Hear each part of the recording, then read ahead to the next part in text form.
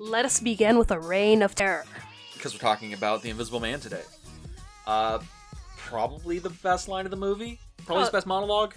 I mean, there's 5-6 monologues in this movie? 5-6 amazing villain monologues going on in this movie. And Claude Rains is selling every single one of them. What is your favorite villain monologue?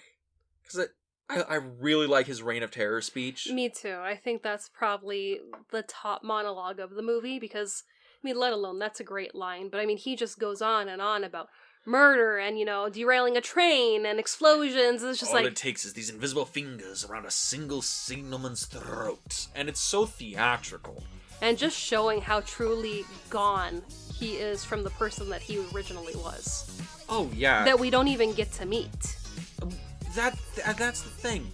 We only see this character after he's already broken, and we're only seeing echoes of a good person. Yeah.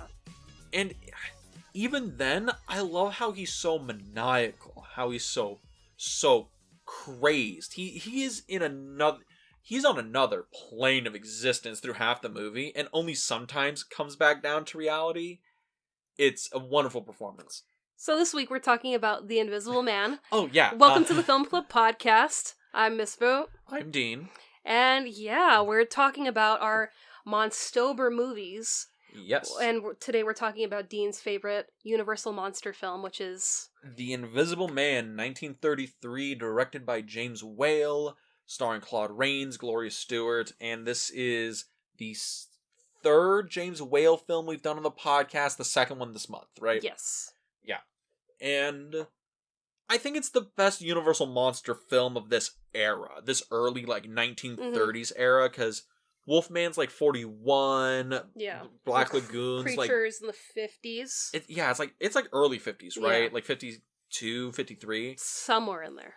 But with this one of this early 30s period, we have some of the best actors in the film. We have probably the best special effects in the films. Definitely. And I think the tightest story, or the most, direct one, because H.G. Wells, the original novelist who wrote the book that this is based on, was alive and had full script approval to make this happen. And I think that really pushes through the fact that, oh no, we are watching the actual Invisible Man story on screen. We're not watching what James Whales thought was cool on screen, like he did in, Frankenstein. Yeah. Which, don't get me wrong, there's some cool stuff on screen Oh, here. definitely. But no explosions in this movie, except for the train. Yes. But, no windmills, no castles blowing up. We do see a barn catch fire. We do, yeah. Your action quota is being fulfilled here. It is, just in a different way. Yes. But yeah, I really dig this film, and I've seen a lot of the Invisible Man remakes, or the quote-unquote remakes, like Hollow Man, the Invisible Man from 2019, 2020. I've seen, Memoirs of Invisible Man with Chevy Chase. There's a lot of Invisible Man movies that keep getting made, and I've seen a lot of them, and this is still probably the best one. It's funny, it's very classical. I really love the performances in it. Of The Invisible Man, yes, this is the very best. The 2020 version comes in absolutely at second, because, that one was just phenomenal, but... That was a great movie. Yes. On its own. It was a really good movie. I feel this one is the best adaptation of that story we could have gotten. Yeah. But that's neither here nor there. So, so The Invisible Man. How did this movie come into being? Lots of different ways. Yeah. So basically, James Whale, he is coming off the blockbuster success of Frankenstein.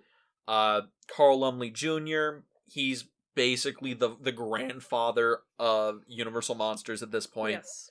He's like, Dracula made money, Frankenstein made money, Mummy made money, Mummy money. The Mummy made Mummy, and he's like, look, I got the rights to this new Invisible Man movie. We can make it cheap. The guy doesn't even have to be there. He's invisible. It'll be so easy to do.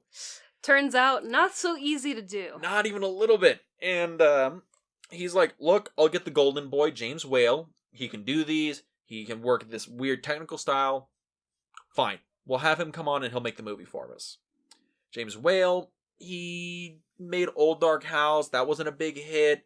He made a few other films that I don't think they were bombs, but they underperformed. Mm-hmm. So he went back to the well, decided to do Invisible Man. This was kind of a direct for hire gig from my understanding.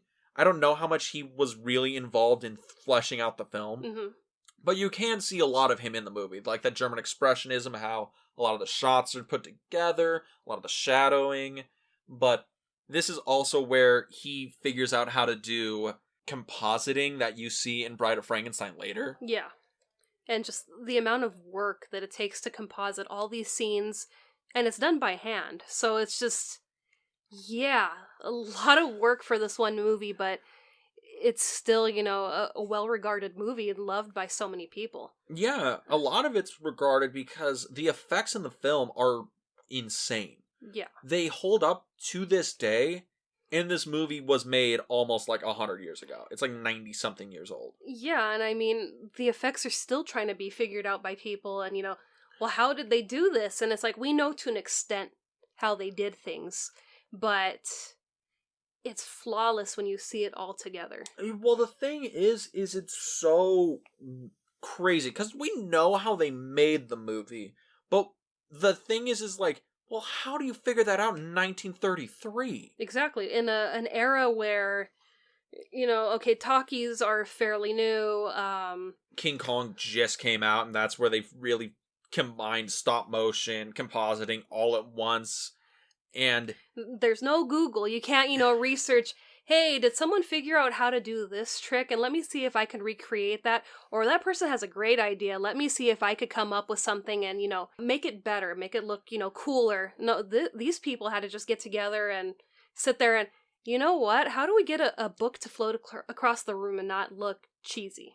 Yeah, how do we hide the strings? Yeah. And that's a lot of the movie, to be honest, because I think that's why the movie is so remembered. I know as a kid, that's why I watched it, because it was like watching a magic trick. Yeah. Because you're watching, how does the magician cut the woman in half? Like, what's going on? Or how is the magician making the rabbit come out of the hat or float the deck of cards? How did he make her disappear? How did he make her disappear? Watching The Invisible Man is like watching a magic trick. And it's like the magic of cinema. That's a good analogy. And that's why I love the movie. It's this movie that's just like, no, cinema's magic. And figuring out the trick, it's almost like you don't want to know how the sausage is made. You just want to enjoy it. And I enjoy the film so much. But with magic tricks, you do want to know how the trick is done, but at the same time, I don't, because I want to be, astonished every time I see it. Yeah, and The Invisible Man, as a film, I think that's why I think it's the best Universal film.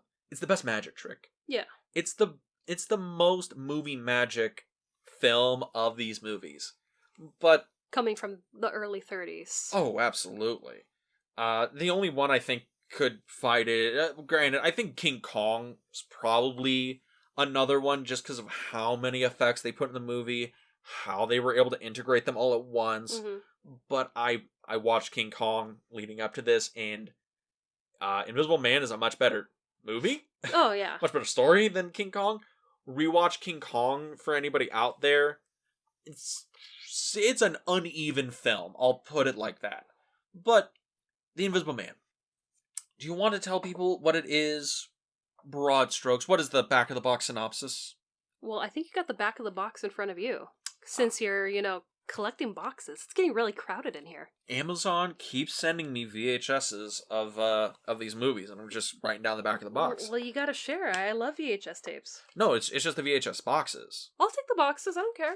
Ooh, fancy. I can get rid of some boxes. So, here is the synopsis. What you will read on the back of your VHS tape of The Invisible Man. We have a mysterious stranger arrives in a small English village, but his strange behavior disturbs the locals, and when they try to arrest him, he reveals that he is completely invisible, and once his secret is revealed, he goes on a rampage with a goal to bend the world to his invisible will. And comedy ensues. Because this is a funny movie. My god, this is probably the funniest Universal monster movie. Yeah, and that goes to James Whale because he casts his regulars. Una O'Connor is in this, and she is giving her best performance. She's a riot. And I mean, I love that she's in this movie a lot more than she is in The Bride. Yes. I mean, we get her for just a little bit, but in this movie, she's pretty much there in the cast throughout. Yeah, she's in like the whole first half of the movie. In Bride, she's in the first like 5 minutes. But even towards the end, when he returns back to the village, she's part of those scenes too, so it's like, good. I'm glad to see her. But, I mean, yeah, we don't stick to just one location in this movie. We kind of move around a lot. Yeah, and we're bouncing from the village to the laboratory, and then we are starting to bounce to Kemp's Manor. And there's a lot going on here, and I think it's a really good juggling act, especially when you're adapting a work and the author is very forward about, no, you're adapting my story. He did give concessions. Like, he's like, you don't have to adapt everything one for one. Yeah. Like, in the book, the Invisible Man's like a straight up communist. Like, that's his crazy ideas. Is like, hey, everybody, you ever thought of, like, universal healthcare? Like, that's the Invisible Man's, like, crazy shit. He wrote the book in, like, the 1880s.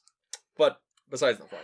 So, the movie really starts in earnest on this very mysterious note with the stranger, the Invisible Man, coming into town. Trudging his way through the snow.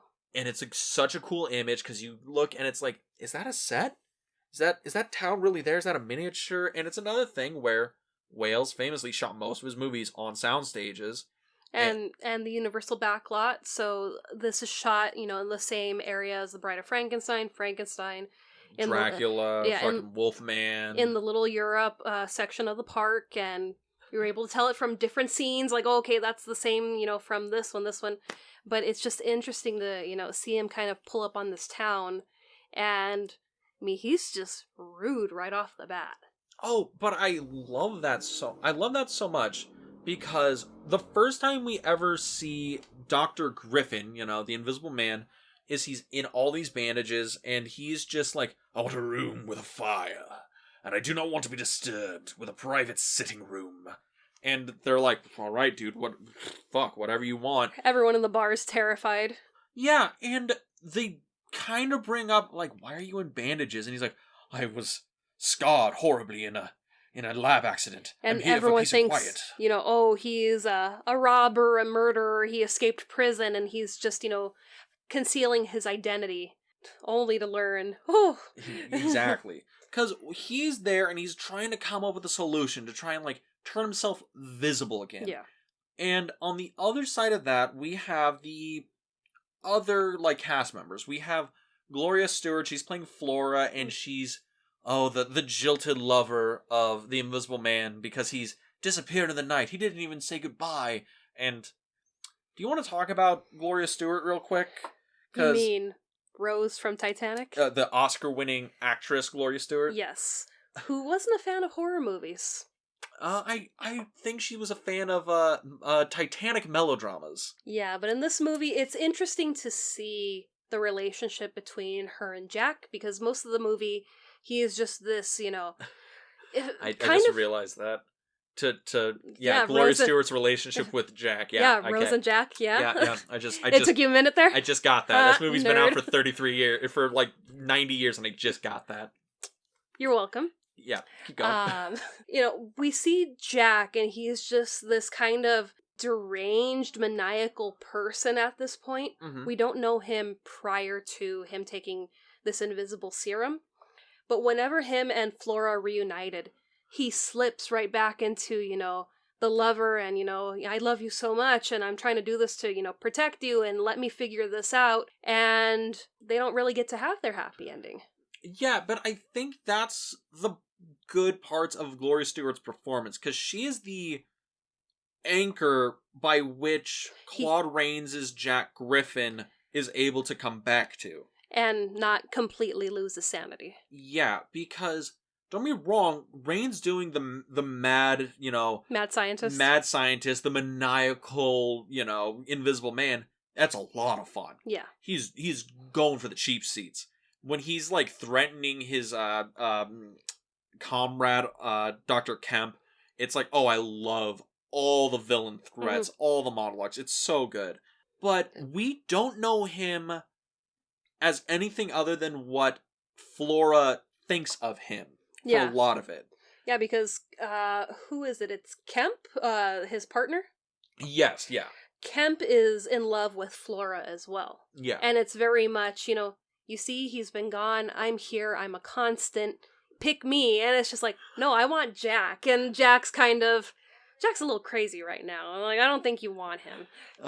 And by the end of the movie, she can't get either of them. But no.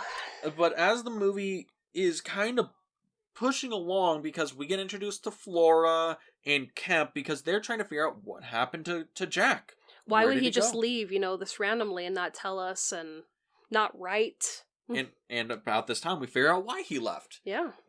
When he gets mad at Una O'Connor for forgetting the mustard and ruining his experiments. And that's when we see, for the first time, he's missing his mouth, and Una doesn't catch it. Yeah. She just sees the bandages and assumes, he must have, done something and he's in hiding and he can't be trusted. And it's just, seeing him sitting there at the table, it's just like, wow. And, like, I know how that effect is done, but it still holds up. It doesn't look cheesy. Oh, yeah, and I just want to jump to this, because she gets mad, calls the cops show up, and he starts taking off the bandages. Yes. And here's a souvenir. Here's a souvenir for you. Take a nose. Take some gloves, too. I wish I could do the laugh. It's such a crazy laugh. He has a great laugh. I swear to God, because I've seen Claude Rains in, like, Mr. Smith Goes to Washington, Casablanca, Notorious, and it's weird because it is his voice. Yeah. Like, he is actually, like, that's him speaking, but he never sounds like that in anything else. No. And his laugh, it's so unsettling because it's this weird high pitch. It's like a witch's cackle. And it's one of those things where the movie's not, scary, but it makes the arm on my hair stand up when he starts laughing. It's really weird. Yeah, I really feel bad that I think it was 2018, we missed at Horror Nights, they had, like, the tribute to the Monsters maze, where it was all the monsters, and they had his section of the maze, and they had the scare actor in the robe, the bandages, the glasses, with his laugh playing over. And they had him, like, in a black light, so, he really looked like he did in the movie. And it was just like, that would have been something to, actually physically experience it and see it with your own eyes, versus seeing it on the TV. And, just getting the chills from that, but being able to be immersed in that. That, again, that's one of those things where the iconography of these universal monsters is really the thing that people hold on to. Like, the movies themselves are good. A lot of them are pretty good. But the iconography and the Invisible Man, it's that voice. It's that laugh. It's the voice, it's the bandages, it's the glasses. He has a very iconic look, and it differs between him and his coat and his hat versus him and the smoking robe. Smoking jacket, and you're just like, I'm waiting for the cognac to come out. Seriously, he looks like, yeah, I'm invisible, but I'm here to have a good time. But that's what's going on, because he takes all the stuff off, and we have the first image of, oh, so how the fuck did you make him go away? Yeah. Because it's not a thing where it's he's all eaten away. He's all eaten away. Yes, that's the line of the movie. Because he's taking off the bandages, and you're looking for, like, where's the wire? Yeah. Where's the trick? Where's the smoke and mirrors? And really what it is, it's a very simple process we've done in film for years, but they go so hard in it that, how the fuck? So they have to composite him in front of a screen, film the whole scene without him there, then film the scene with him there, and then film the screen, then, like, imprint the composite on top of it so he disappears, and it's so weird and convoluted, and it's fascinating to see it done. It's just layers on layers, just kind of like how he is. Yeah. He's layers of bandaging and clothing and accessories, and eventually there's nothing there. Yeah. And they're able to achieve it, and it doesn't look weird or fake. It looks like he has, disappeared. Yeah. And, he does the disappearing act. He then goes on his invisible rampage, his reign of terror. That is my favorite scene of the movie. When he just has a invisible man temper tantrum and wreaks havoc in the town. He steals a guy's bike. And then he kicks a guy in the bum. He's like, take that one. And how about this one for you too? No, I love when he returns the bike and throws it at 3 men. Yes. Or, hello, Grandpa, takes his hat off and puts it back. Or he throws it into the river. And that's the thing. The Invisible Man temper tantrum is again revealing more about Jack Griffin's character. Because, okay, he's somebody who, for all intents and purposes, is all-powerful. Like, he can do whatever he wants, no consequences. No one can see him, no one can really stop him. From what I understand, he's a pretty strong guy. The serum's making him stronger, but it's also making him more deranged. Yeah, because we get that reveal when Flora and Kemp finally come across what Jack's old experiments were. Well, it's actually Kemp and Cranley, Flora's father. Oh, that's right. When they find it's like a list of his chemicals that he was working with in his lab, and I don't remember the name of the chemical, but they talk about... It's fucking unobtainium, for all we care about. Yeah, but it's this thing where it basically takes the pigmentation out of colors, and that they had experimented with it before, but a consequence of, everything losing pigmentation and affecting the body, it also affects the mind. And we're seeing that... It drives you absolutely mad. And that's what we're seeing with Jack, that's why I'm like, he comes in and he's rude to, the staff of the Lions Inn, and then he's just getting worse and worse and worse. Well, at first he's like, okay, he's a little rude. And then he's trying to do the experiment, and he's so, put off. He's like, I'm smart enough to turn myself invisible, but I want to go back. I want to be visible again, because that's where the real genius is. It's like, again, like a magic trick. Yeah. Everybody's stunned that you made the woman disappear, but they're impressed when the woman reappears. Exactly. And that's the movie in a nutshell, because that's what he wants at first. Yeah. And then he's like, well, if I'm the only invisible man, then I'm the only one with this power. And he starts getting power hungry, and that greed sets in, and it's palatable. And that's, what he tells Flora, because in the beginning it's, we're reunited after I've been away for over a month, and I've missed you so much, and it turns into, well, I could hide amongst the police officers and laugh in their faces as they look at me. I could travel anywhere. I could be, right here next to you. I could be, across the country, the world. And he tells he tells Flora this, that, look, once I figure out the formula, I can sell it to the military. Think about it. An entire army of invisible men. And it's like, oh, you don't want to do this for any altruistic reasons. No. It's pure greed. Yeah. And I think that's another layer on this character, is he's greedy. He's egomaniacal. The formula, yeah, it makes him go a little mad, but I think what it is just revealing his character. Now that we can't see him, now we see what he really is. He's not a good man. He was just only a good man because consequences. And it's a story of human nature. And he even has his own Robin Hood moment when he goes into the bank and takes out the cash drawer. The drawer, yeah. And he's like, free money for everybody. And everyone's been warned about the Invisible Man, and they're like, well, we're supposed to stay away from him, but free money is free money. Free money is free money. What I also liked about this film that kind of differs from the rest of the Universal monsters is the hysteria is more widespread. Yes. We get, broadcasts, and people are locking their doors, and there's, don't trust, the air beside you because he could be right there, and it's just this fear. This paranoia. Yeah, it's not, it's just this little town, this little village that's being affected. It's, spreading across the country. Yeah, it's different than Frankenstein, where it's just isolated to the little village. This is starting to feel like, oh, this guy could be anywhere because he's invisible. You can't tell where he is. He can get on any train and you'll never see him. And speaking of that, he derails like a train. He has the highest body count of any Universal monster. Yeah, that was impressive when I saw his body count. I was like, my God. Yeah, and even the thing where I'll back up real quick, because before he goes on his big rampage, he goes on his temper tantrum, and then he goes to Kemp's house because he's like, I need a visible person to be my patsy, you know? I need somebody to talk for me because, you know, I can't be invisible and doing speeches and shit, please. It's kind of like The Simpsons when Mr. Burns needs a patsy and Homer's, hello, and he goes, yes, hello, but I need a patsy. Hello, yes, I know, hello, goodbye, you know, this. But, I mean, Kemp is like the worst patsy because he's just like, I'm terrified.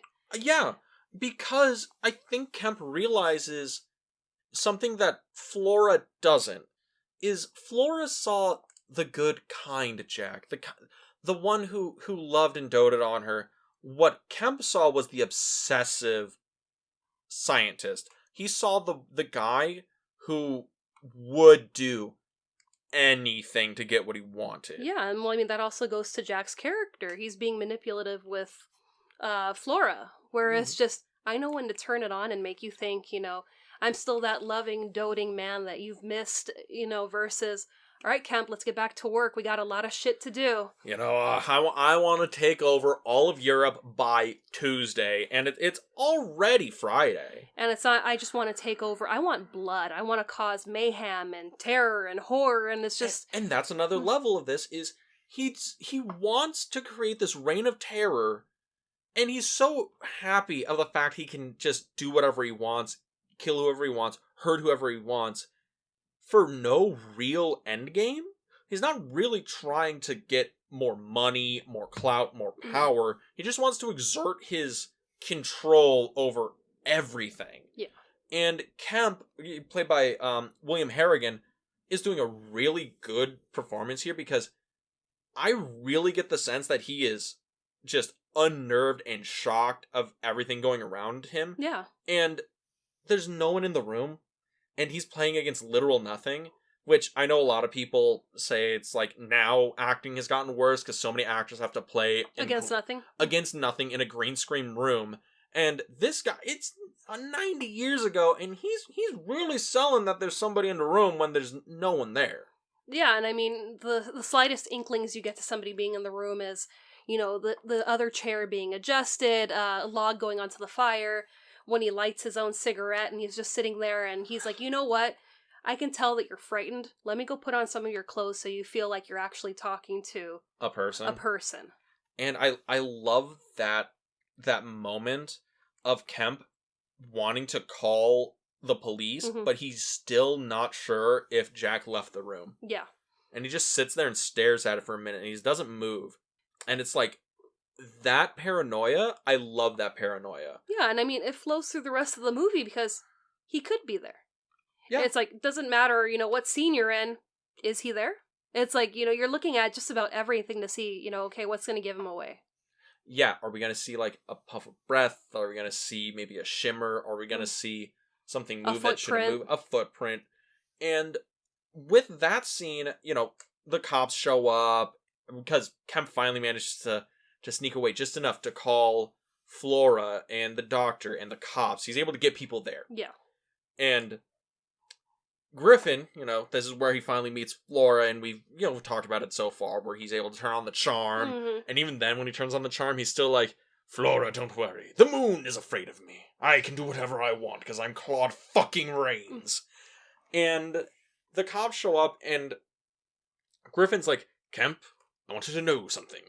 10 o'clock tomorrow night, you're fucking dead, homie.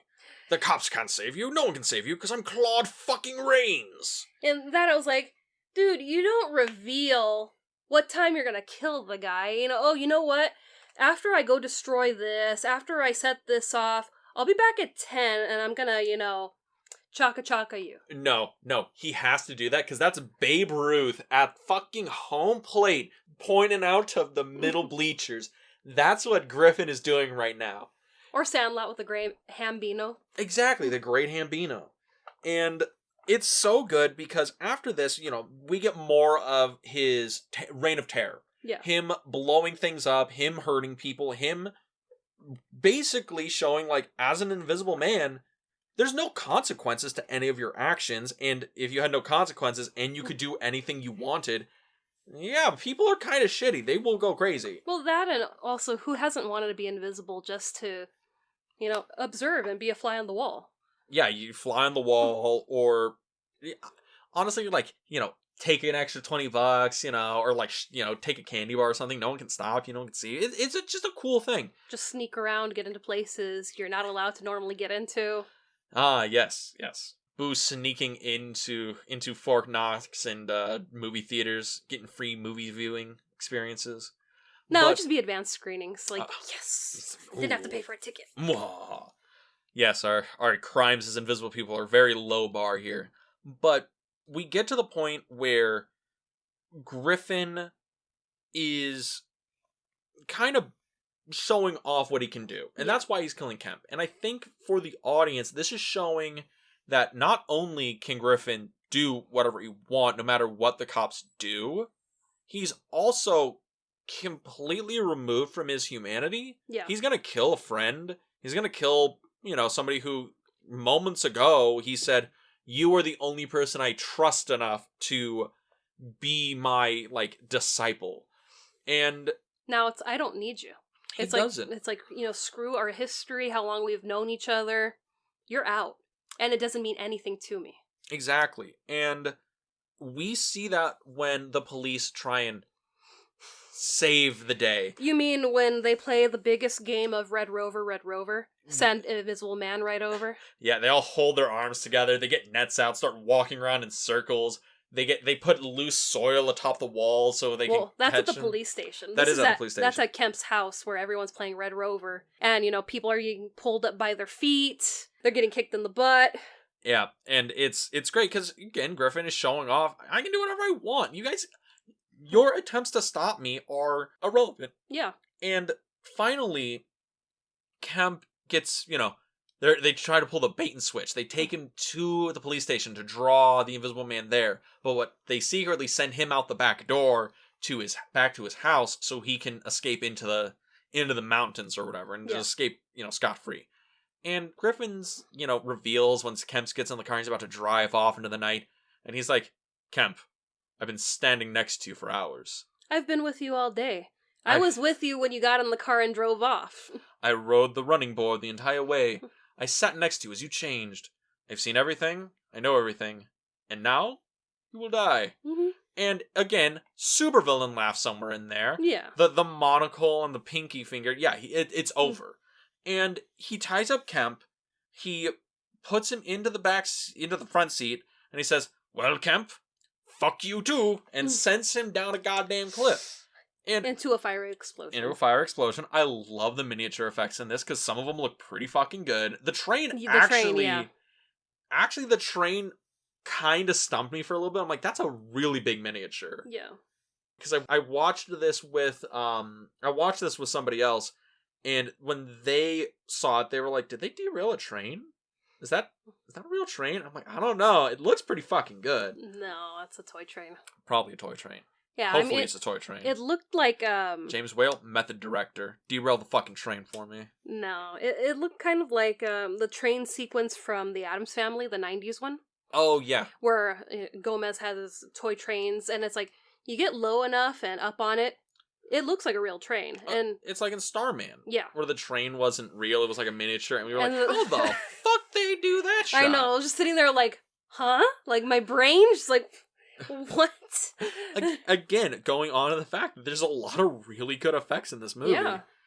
But, like Kemp's dead, Griffin is now wandering around in the woods, and he's doing, the Invisible Man skipping around like a raving lunatic. Oh, when he takes the police officer's pants? Yeah, because you gotta steal some pants, right? Yeah. And he goes scaring that woman up the street as he skips. Which, again, he's only doing it to be a dick. Yeah. And I think that's why I love him so much. He's an unabashed asshole, and it's great. But he finally takes refuge in a barn. And because he's got to sleep. He's got to sleep. He's naked. It's cold. He's chilling in a barn. Snow falls, and we get into the climax of the movie where the police, finally have him cornered. They track him down to the barn. They're like, "All right, men. We're gonna light the fucking barn on fire. We'll smoke him out." And it's like, okay, you're gonna light this poor farmer's barn on fire. Yeah. And the farmer's like, "But my barn." And they're like, "Shut up, we're catching an Invisible Man." And they light the barn on fire, and Griffin comes out, and he's like in the snow, and you're able to see his footsteps, which, again, another really good effect. Yeah. And it's so simple. They're just pulling little slots underneath, like, a sound stage, which, again, really fucking cool. Yeah. Because, it's all asbestos as far as the eye can see. And he's walking out, and they finally shoot him, and he falls into the ground, and they're like, "We got him, boys! We shot ourselves an invisible man!" Whoa. I mean, the fact that you're able to see his body print in the snow, too, is pretty cool. It's, again, there's a lot of really good practical effects in that. And a lot of them are so simple. It's the magic trick of cinema. I love this magic trick. And we get, like, the emotional climax. Griffin's, he's about to die. The Invisible Man's about to pass on. And then Flora's there, and she's like, "Oh, Jack, please don't go. Never let go, Jack. Never let go." You still trying to wrap your brain around that? She won an Oscar 60 years after this movie. 64 years after this movie. Still loving Jack. Still loving Jack. Yeah. Woman lived to be 101 years old, and she won an Oscar and was the Invisible Man. It's good shit. So she is, telling Jack, "Please don't go. I love you." And he's like, "Oh, Flora, what madness has taken me? If only the door was just big enough so we both could fit." I know, right? Oh. Bleh. And he dies, and we get the effect of him becoming visible. Which I didn't understand when they tell, was it Dr. Cranley, that, okay, he's passing, there's nothing we could do, but before he passes and when he passes, he'll be in physical form again. And it's like, well, how? Is that the solution to the serum? You have to die and then you're finally restored back to your original version of yourself? We're dealing with some black magic here, let's just be honest. That's why I was just like, what? Like, how would you know that? Ooh, this shit is magic. Come on now. I mean, Dr. Cranley says, I only heard about this because I read it in, a German science book, and, it was just random, stumbled upon it, and then this doctor... Yes, it was bound in human flesh and written in human blood, yes. It was the Necronomicon. That's where I read about this.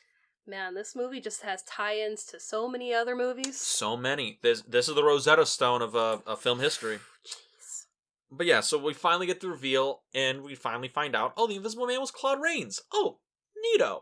And a brunette. Who knew? I thought a blonde. You would have thought a blonde. Blondes do have more fun.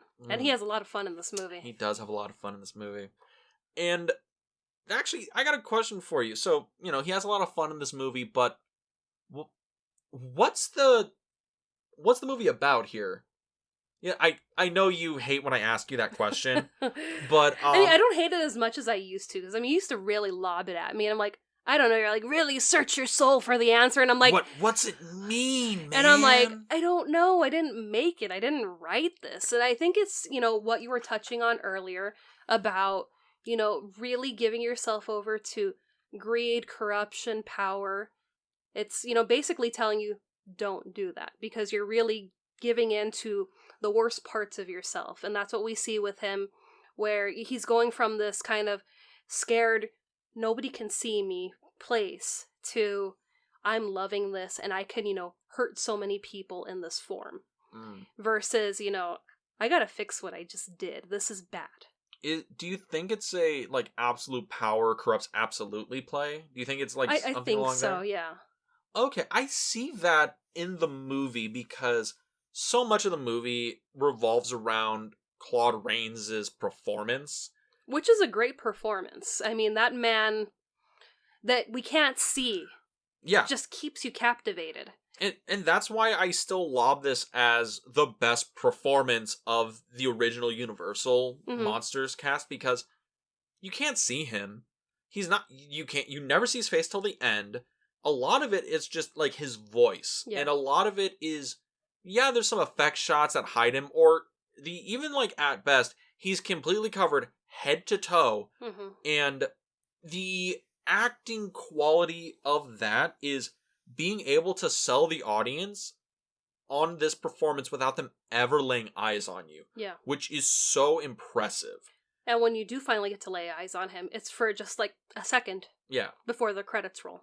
The person I watched this movie with was my Randy's girlfriend, Cielo. Yeah. Her comment was, as soon as she saw, Claude Rains, the reveal, yeah. Oh, that's what he looks like.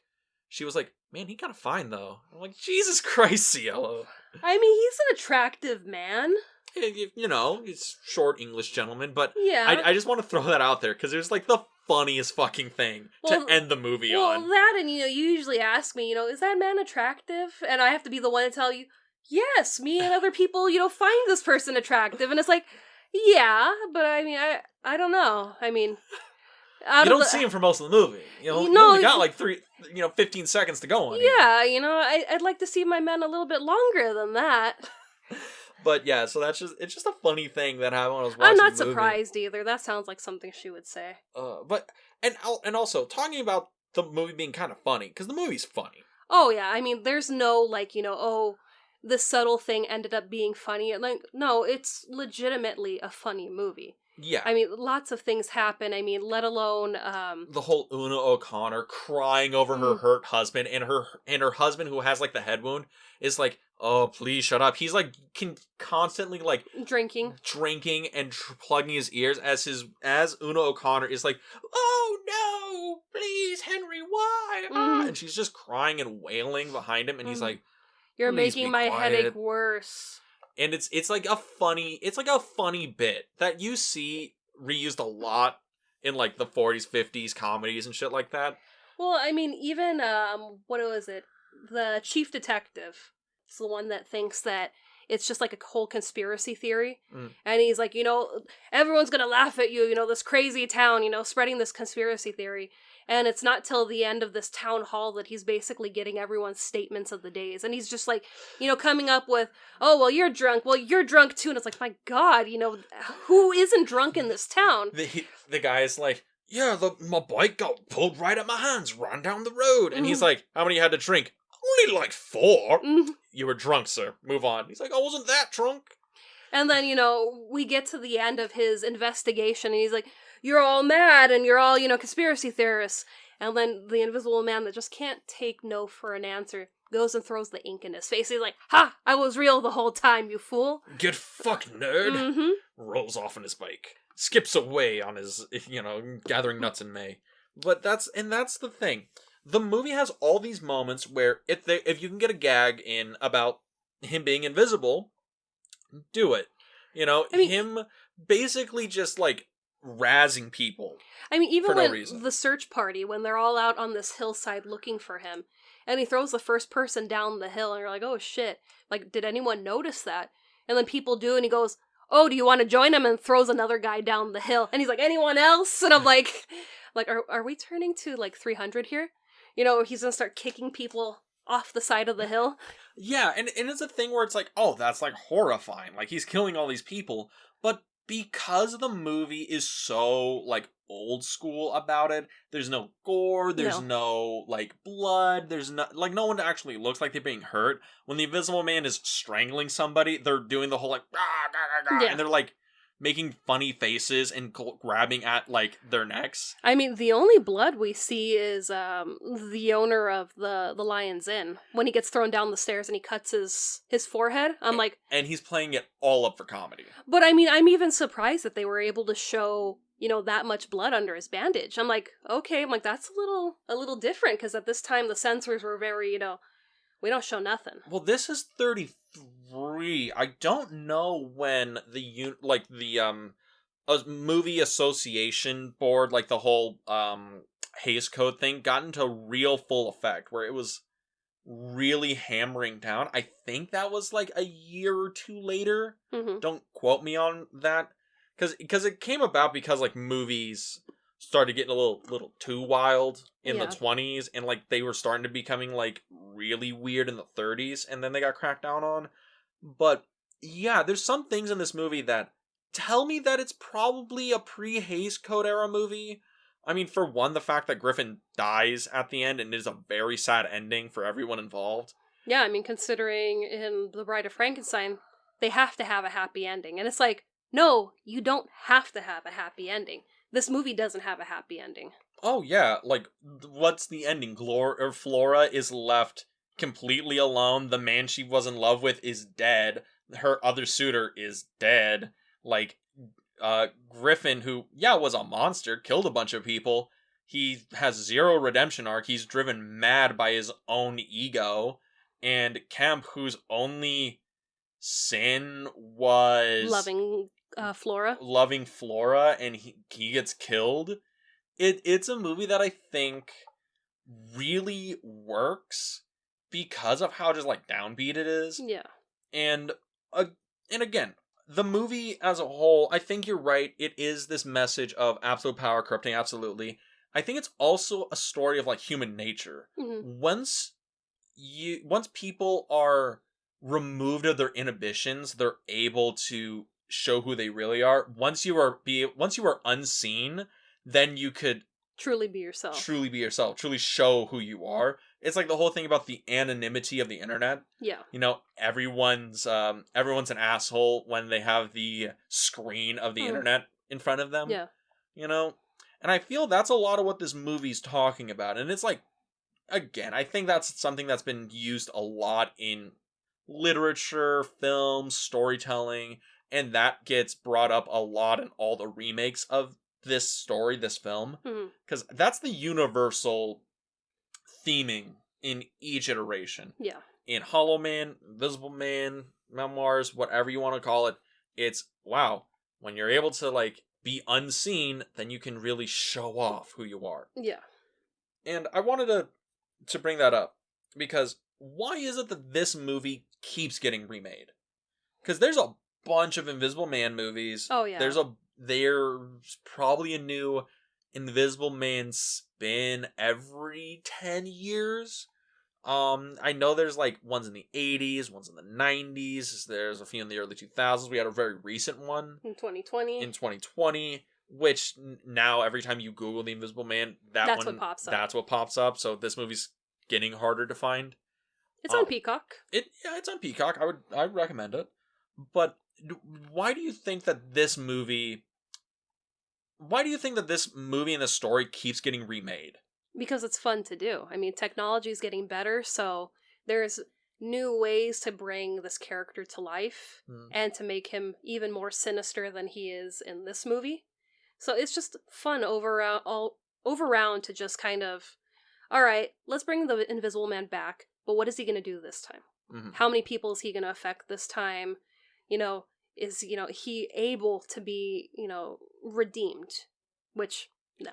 He can't. Yeah, you can't. That can't play. No, because I mean, can you imagine him finally like, okay, I'm ready to be me again, and oh my god, I killed so many people and I've done so many horrible things. I can't ever live with, knowing that I've done this and impacted so many people. Yeah, I think that is an issue with the character of the Invisible Man as he's been portrayed in a lot of these films. Is once he's like invisible and starts going mad and killing people, he can no longer be a sympathetic character. Mm-mm.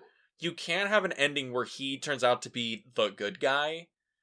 I mean, they do that in one of the sequels to this, The Invisible Agent, where he's an invisible man, but he's like a spy for the war effort. The Invisible Man sequels aren't actually that bad. The Invisible Woman's just a lot of fun. That one's just so campy and so weird. I love it. It is the perfect magic trick for a movie. I love watching the trick. I mean, you said what? That you hadn't watched it in a couple of years? Long time. Probably last time I watched it was high school. So that would have been 10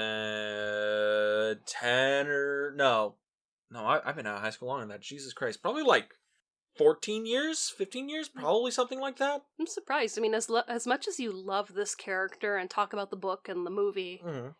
I would think that this would be, on your list of, yeah, you know what? It's been about a year. Let's rewatch it again. Well, I don't rewatch that many movies.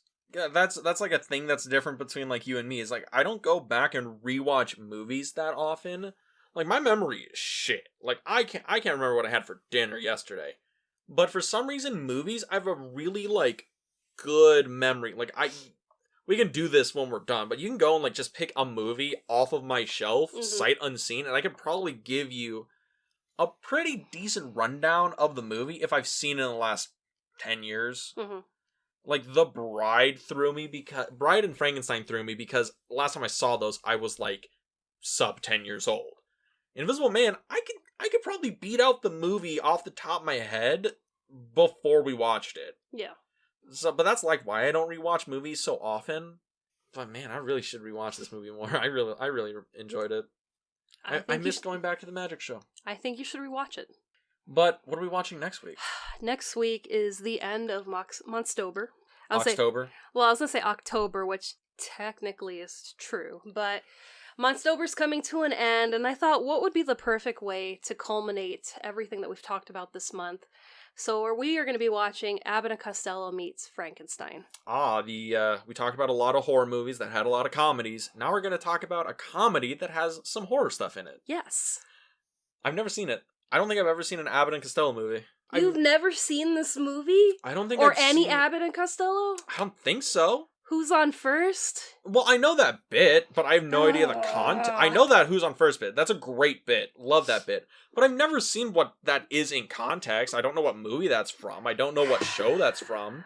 I've seen bits from Abbott and Costello. I've never seen a movie they've been in. At least I don't think. We're gonna find out next week. For all I know, I've seen their entire canon, and I just don't remember. Talking about that steel trap, this might be a sub 10-year-old memory from me. I mean, this is Dean's go-to shtick of, oh, you used to watch this a ton growing up. Nope, never seen it a day in my life. I sat there with you as you watched it. Wasn't me, it was another child. That's Singing in the Rain for me. My mother says, to this day, I watched Singing in the Rain like every day when I was a little kid. I have zero memory of that movie. That movie is a blank space. I can't tell you what it's about. I can't tell you a song in it. I can't tell you nothing about that movie. I have zero memory of it. Well, this movie is going to kick your ass because it is so much fun. There is a couple of classic Universal monsters that make an appearance in this film. Other than Frankenstein. Yeah. All right, I'm excited. Yeah, it's a good time, and I really hope you enjoy it. But if you want to listen to any of our other episodes and listen to us on a different platform, you can find us on Anchor FM, Apple Podcasts, Spotify, and YouTube. Yes, you can go to our YouTube channel, The Film Vault. That is The Film Vault on YouTube, where you can like, comment, subscribe, and watch us as we release a new video every week. But if you wanted to keep up with our social media, you can go to... the Film Club Podcast on Instagram, where we post daily stories, trivia, upcoming episodes, and just our adventures. And with that, we'll see you next week at the Film Club. Have a good week, everybody.